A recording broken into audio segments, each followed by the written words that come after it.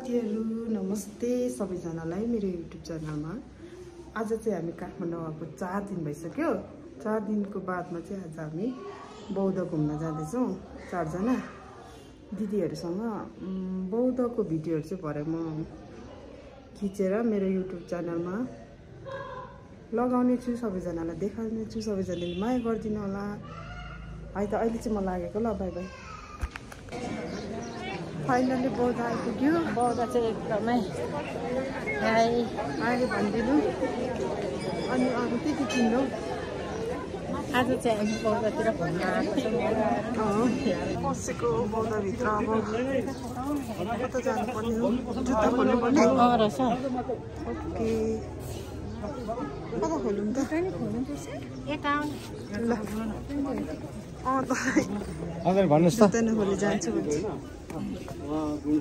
Wow, दामी रहेछ।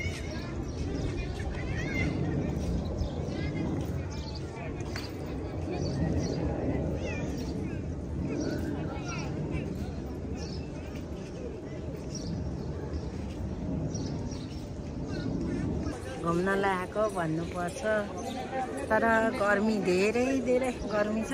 तर ज्याकेट यो चाहिँ बाइकमा हिँड्न लाउने हो नि के गर्नु अब, गाडीमा त फेरि चाहिन्छ, स्कुटीमा चाहिन्छ। अनि यसो यताउता फोटो सिनहरू देखाउनु। ल बाहिर डाँडा अब हामी बौद्धमा मिडी प्लाजो सुरुवाल हेर्दैछु। म किन्ने हो कि नकिन्ने हो त्यो चाहिँ थाहा छैन। अलिक महँगो रहेछ।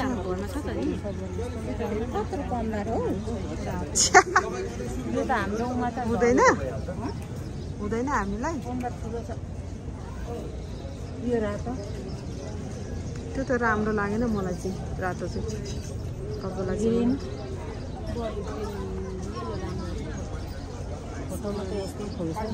योहरू चाहिँ त्यो चाहिँ सस्तै रहेछ। बौद्धको स्पेसल, बौद्धमा पाइने स्पेसल सामानहरू।